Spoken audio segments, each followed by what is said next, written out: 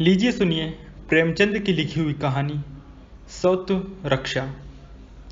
मीर दिलावर अली के पास एक बड़ी रास का कुम्मैत घोड़ा था। कहते तो वो यही थे कि मैंने अपनी ज़िंदगी की आधी कमाई इस पर खर्च की है, पर वास्तव में उन्होंने इसे पलटन में सस्ते दामों मोल लिया था। यूँ कहिए कि यह पलटन का निकाला हुआ घोड़ा था। शायद पलटन के अधिकारियों ने इसे अपने यहाँ रखना उचित न समझकर नीलाम कर दिया था। मीर साहब कचहरी में मुहर्रिर थे। शहर के बाहर मकान था। कचहरी तक आने में 3 मील की मंजिल तय करनी पड़ती थी। एक जानवर की फिक्र थी। ये घोड़ा सुविधे से मिल गया, ले लिया। पिछले 3 वर्षों से वो मीर साहब की सवारी में था। देखने में तो उसमें कोई ऐब न था, पर कदाचित आत्मसम्मान की मात्रा अधिक थी। उसे उसकी इच्छा के विरुद्ध या अपमान सूचक काम में लगाना दुस्तर था। खैर, मीर साहब ने सस्ते दामों में कलारास का घोड़ा पाया तो फूले न समाये, लाकर द्वार पर बांध दिया। साइज का इंतजाम करना कठिन था। बेचारे खुद ही शाम सवेरे उस पर 2-4 हाथ फेर लेते थे। शायद घोड़ा इस सम्मान से प्रसन्न होता था। इसी कारण रातिब की मात्रा बहुत कम होने पर वो असंतुष्ट नहीं जान पड़ता था। उसे मीर साहब से कुछ सहानुभूति हो गई थी। इस स्वामी भक्ति में उसका शरीर बहुत क्षीण हो चुका था, पर वो मीर साहब को नियत समय पर प्रसन्नतापूर्वक कचहरी पहुंचा दिया करता था। उसकी चाल उसके आत्मिक संतोष की द्योतक थी। दौड़ना वो अपनी स्वाभाविक गंभीरता के प्रतिकूल समझता था। उसकी दृष्टि में उच्छृंखलता थी। स्वाभिभक्ति में उसने अपने कितने ही चिर संचित सत्व का बलिदान कर दिया था। अब अगर किसी सत्व से प्रेम था तो वो रविवार का शांति निवास था। मीर साहब इतवार को कचहरी न जाते थे। घोड़े को मलते, नहलाते, तैराते थे। इसमें उसे हार्दिक आनंद प्राप्त होता था। वहाँ कचहरी में पेड़ के नीचे बंधे हुए सूखी घास पर मुंह मारना पड़ता था। लू से सारा शरीर झुलस जाता था। कहाँ इन दिन छपरों की शीतल छाह में हरी हरी दूब खाने को मिलती थी। अतएव इतवार को आराम वो अपना हक समझता था और मुमकिन न था कि कोई उसका ये हक छीन सके। मीर साहब ने कभी कभी बाजार जाने के लिए इस दिन उस पर सवार होने की चेष्टा की, पर इस उद्योग में बुरी तरह मुंह की खाई। घोड़े ने मुंह में लगाम तक न ली। अंत को मीर साहब ने अपनी हार स्वीकार कर ली। वो उसके आत्मसम्मान को आघात पहुंचाकर अपने अवयवों को परीक्षा में न डालना चाहते थे। मीर साहब के पड़ोस में एक मुंशी सौदागर लाल थे। उनका भी कचहरी से कुछ संबंध था। वो मुहर्रिर न थे, कर्मचारी भी न थे। उन्हें किसी ने कभी कुछ लिखते पढ़ते न देखा था, पर उनका वकीलों और मुख्तारों के समाज में बड़ा मान था। मीर साहब से उनकी डांट काटी रोटी थी। जेठ का महीना था। बारातों की धूम थी। बाजे वाले सीधे मुंह बात न करते थे। आतिशबाज के द्वार पर गरज के बावले लोग चरखी की भांति चक्कर लगाते थे। भाड़ और कथक लोगों को उंगलियों पर नचाते थे। पालकी के कहार पत्थर के देवता बने हुए थे। भेंट लेकर भी न पसीजते थे। इसी सहा लोगों की धूम में मुंशी जी ने भी लड़के का विवाह ठान दिया। दबाव वाले आदमी थे। धीरे धीरे बारात का सब सामान जुटा लिया तो पालकी का प्रबंध न कर सके। कहारों ने ऐन वक्त पर बयान लौटा दिया। मुंशी जी बहुत गर्म पड़े, हर जाने की धमकी दी, पर कुछ फल न हुआ। विवश होकर यही निश्चय किया कि वर को घोड़े पर बिठाकर वर यात्रा की रस्म पूरी कर ली जाए। 6 बजे शाम को बारात चलने का मुहूर्त था। 4 बजे मुंशी जी ने आकर मीर साहब से कहा, यार अपना घोड़ा दे दो, वर को स्टेशन तक पहुंचा दें। पालकी तो कहीं मिलती नहीं। मीर साहब, आपको मालूम नहीं आज एतवार का दिन है?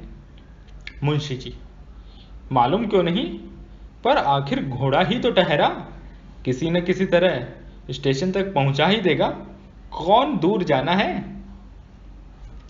मीर साहब, यो आपका जानवर है, ले जाइए, पर मुझे उम्मीद नहीं कि आज वो पुट्ठे पर हाथ रखने दे। मुंशी जी, अजी मार के आगे भूत भागता है, आप डरते हैं इसलिए आपसे बदमाशी करता है। बच्चा पीठ पर बैठ जाएंगे तो कितना ही उछले कूदे पर उन्हें हिला न सकेगा। मीर साहब, अच्छी बात है, जाइए, और अगर उसकी ये जिद आप लोगों ने तोड़ दी तो मैं आपका बड़ा एहसान मानूंगा। मगर जो ही मुंशी जी अस्तबल में पहुंचे, घोड़े ने शशंक नेत्रों से देखा और एक बार हिनहिना कर घोषित किया कि तुम आज मेरी शांति में विघ्न डालने वाले कौन होते हो। बाज की धड़-धड़ पोंपों से वो उत्तेजित हो रहा था। मुंशी जी ने जब पगहे को खोलना शुरू किया तो उसने कनौतियां खड़ी की और अभिमान सूचक भाव से हरी हरी घास खाने लगा। लेकिन मुंशी जी भी चतुर खिलाड़ी थे। तुरंत घर से थोड़ा सा दाना मंगवाया और घोड़े के सामने रख दिया। घोड़े ने इधर बहुत दिनों से दाने की सूरत न देखी थी, बड़े रुचि से खाने लगा और कृतज्ञ नेत्रों से मुंशी जी की ओर ताका, मानो अनुमति दी कि मुझे आपके साथ चलने में कोई आपत्ति नहीं है। मुंशी जी के द्वार पर बाजे बज रहे थे। वर वस्त्राभूषण पहने हुए घोड़े की प्रतीक्षा कर रहा था।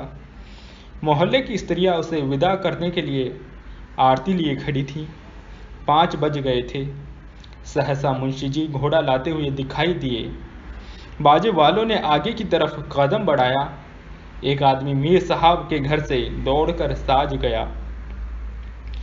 घोड़े को खींचने की टहरी, मगर वो लगाम देखकर मुंह फेर लेता था। मुंशी जी ने चुमकारा पुचकारा, पीठ सुहलाई, फिर दाना दिखलाया, पर घोड़े ने मुंह तक न खोला। तब उन्हें क्रोध आ गया। ताबड़तोड़ कई चाबुक लगाए। घोड़े ने जब अब भी मुंह में लगाम न ली तो उन्होंने उसके नथनों पर चाबुक से बैंत मारे और कई बार मारे। नथनों से खून निकलने लगा। घोड़े ने इधर उधर दीन और विवश आंखों से देखा। समस्या कठिन थी। इतनी मार उसने कभी न खाई थी। मीर साहब की अपनी चीज थी, वो इतनी निर्दयता से कभी न पेश आते थे। सोचा, मुंह नहीं खोलता तो नहीं मालूम और कितनी मार पड़े। लगाम ले ली। फिर क्या था, मुंशी जी की फतह हो गई। उन्होंने तुरंत जीन भी कस दी। दूल्हा कूद कर घोड़े पर सवार हो गया। जब वर ने घोड़े की पीठ पर आसन जमा लिया तो घोड़ा मानो नींद से जागा। विचार करने लगा, थोड़े से दाने के बदले अपने इस सौत से हाथ धोना पड़ा। एक कटोरे कढ़ी के लिए जन्म सिद्ध अधिकारों को बेचना पड़ा है। उसे याद आया कि मैं कितने दिनों से आज के लिए आराम करता रहा हूं, तो आज क्यों ये बेकार करूं। ये लोग मुझे न जाने कहां ले जाएंगे। लौंडा का आसन पक्का जान पड़ता है। मुझे दौड़ाएगा, ऐड लगाएगा, चाबुक से मार मार कर अधमुआ कर देगा, फिर न जाने भोजन मिले या नहीं। ये सोच विचार कर उसने निश्चय किया कि मैं यहाँ से कदम न उठाऊंगा। फिर न होगा मारेंगे, यही होगा कि मारेंगे। सवार को लिए हुए जमीन पर लौट जाऊंगा, आप ही छोड़ देंगे। मेरे मालिक मीर साहब भी तो यही कहीं होंगे। उन्हें मुझ पर इतनी मार पड़ती कभी पसंद ना आएगी कि कल उन्हें कचहरी भी तो न ले जा सकूं। वर जो ही घोड़े पर सवार हुआ, स्त्रियों ने मंगलगान किया, फूलों की वर्षा हुई। बारात के लोग आगे बढ़े, मगर घोड़ा ऐसा अड़ा कि पैर ही नहीं उठाता। वर उसे ऐड लगाता है, चाबुक मारता है, लगाम को झटके देता है, मगर घोड़े के कदम मानो जमीन में ऐसे गड़ गए हैं कि उखड़ने का नाम नहीं लेते। मुंशी जी को ऐसा क्रोध आया कि अपना जानवर होता तो गोली मार देते। मित्र ने कहा, अड़ियल जानवर है, यो न चलेगा, इसके पीछे से डंडे लगाओ, आप दौड़ेगा। मुंशी जी ने यह प्रस्ताव स्वीकार कर लिया। पीछे से जाकर कई डंडे लगाए, पर घोड़े ने पैर न उठाए भी तो अगले पैर और आकाश की ओर। दो एक बार पिछले पैर भी, जिससे विदित होता था कि वो बिल्कुल प्राणहीन नहीं है। मुंशी जी बाल बाल बच गए। तब दूसरे मित्र ने कहा, इसकी पूंछ के पास एक जलता हुआ कुंदा जलाओ, आँच के डर से भागेगा। ये प्रस्ताव भी स्वीकृत हुआ। फल ये हुआ कि घोड़े की पूंछ जल गई। वो 2-3 बार उछला कूदा, पर आगे न बढ़ा। पक्का सत्याग्रही था। कदाचित इन यंत्रणाओं ने उसके संकल्प को और दृढ़ बना दिया। इतने में सूर्यास्त होने लगा। पंडित जी ने कहा, जल्दी कीजिए, नहीं तो मुहूर्त टल जाएगा। लेकिन अपने वश की बात तो थी नहीं, जल्दी कैसे होती। बाराती लोग गांव के बाहर जा पहुंचे। यहाँ स्त्रियों और बालकों का मेला लग गया। लोग कहने लगे, कैसा घोड़ा है कि पग ही नहीं उठाता। एक अनुभवी महाशय ने कहा, मारपीट से काम न चलेगा, घोड़ा सा दाना मंगवाइए। एक आदमी ने इसके सामने तोबड़े में दाना दिखाता हुआ चले, दाने के लालच में खटखट चला जाएगा। मुंशी जी ने ये उपाय भी करके देखा, पर सफल मनोरथ न हुए। घोड़ा अपने सत्व को किसी दाम पर बेचना न चाहता था। एक महाशय ने कहा, इसे थोड़ी सी शराब पिला दीजिए। नशे में आकर खूब चौकड़ियाँ भरेगा। शराब की बोतल आई। एक तसले में शराब उंडेल कर घोड़े के सामने रखी गई, पर उसने सूंघी तक नहीं। अब क्या हो, चिराग जल गए, मुहूर्त टल चुका था। घोड़ा ये नाना दुर्गतियों सहकर दिल में खुश हो रहा था और अपने सुख में विघ्न डालने वालों की दुर्व्यवस्था और व्यग्रता पर आनंद उठा रहा था। उसे इस समय इन लोगों की प्रयत्नशीलता पर एक दार्शनिक आनंद प्राप्त हो रहा था। देखें आप लोग अब क्या करते हैं। वो जानता था कि अब मार खाने की संभावना नहीं है। लोग जान गए कि मरना व्यर्थ है और मारना व्यर्थ है। वो केवल अपनी सुयुक्तियों की विवेचना कर रहा था। पांचवें सज्जन ने कहा, अब एक ही तरकीब और है। वो जो खेत में खाद फेंकने की 2 पहिया गाड़ी होती है, उसे घोड़े के सामने लाकर रखिए। इसके दोनों अगले पैर उसमें रख दीजिए और हम लोग गाड़ी को खींचे। तब तो ज़रूर ही इसके पैर उठ जाएंगे। अगले पैर आगे बढ़े तो पिछले भी झक मार के उठेंगे ही। घोड़ा चल निकलेगा। मुंशी जी डूब रहे थे। कोई तिनका सहारा लिए काफ़ी था। 2 आदमी गए, 2 पहिया गाड़ी निकाल लाए। बर्द ने लगाम तानी। 4-5 आदमी घोड़े के पास डंडे लेकर खड़े हो गए। 2 आदमियों ने उसके अगले पांव जबरदस्ती उठाकर गाड़ी पर रखे। घोड़ा अभी तक ये समझ रहा था कि मैं ये उपाय भी न चलने दूंगा, लेकिन जब गाड़ी चली तो उसके पिछले पैर आप ही आप उठ गए। उसे ऐसा जान पड़ा मानो पानी में बहा जा रहा हूं। कितना ही चाहता कि पैरों को जमा लूं, पर कुछ अक्ल काम न करती थी।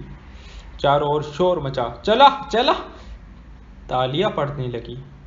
लोग ठट्टे मार मार कर हंसने लगे। घोड़े को यह उपहास और यह अपमान असह्य था, पर क्या करता।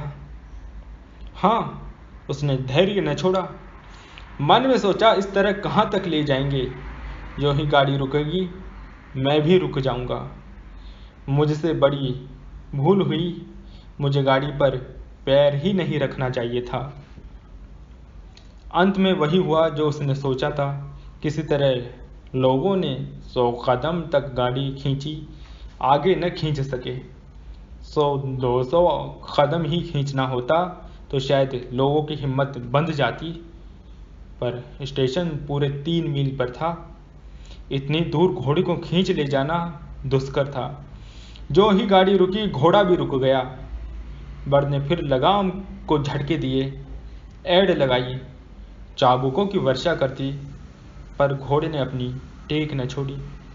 उसके नथनों से खून निकल रहा था, चाबुकों से सारा शरीर छिल गया था, पिछले पैरों से घाव हो गए थे, पर वो दृढ़ प्रतिज्ञ होकर अपनी आन पर अड़ा हुआ था। पुरोहित ने कहा, 8 बज गए, मुहूर्त टल गया। दीन दुर्बल घोड़े ने मैदान मार लिया। मुंशी जी क्रोधोन्मत्त होकर रो पड़े। बर एक कदम भी पैदल नहीं चल सकता। विवाह के अवसर पर भूमि पर पांव रखना वर्जित है। प्रतिष्ठा भंग होती है, निंदा होती है, कुल को कलंक लगता है। पर अब पैदल चलने के सिवा अन्य उपाय न था। आकर घोड़े के सामने खड़े हो गए और कुंठित स्वर में बोले, महाशय, अपना भाग्य बखानों कि मीर साहब के घर के हो। यदि मैं तुम्हारा मालिक होता तो तुम्हारी हड्डी पसली का पता न लगता। इसके साथ ही मुझे आज मालूम हुआ कि पशु भी अपनी सौत्व की रक्षा किस प्रकार कर सकता है। मैं न जानता था तुम व्रतधारी हो। बेटा उतरो, बारात स्टेशन पहुंच रही होगी। चलो पैदल ही चले। हम आपस ही के 10-12 आदमी हैं, हंसने वाला कोई नहीं। ये रंगीन कपड़े उतार दो। रास्ते में लोग हंसेंगे कि पाँव पाँव ब्याह करने जाता है। चल बे अड़ियल घोड़े, तुझे मीर साहब के हवाले कराऊं।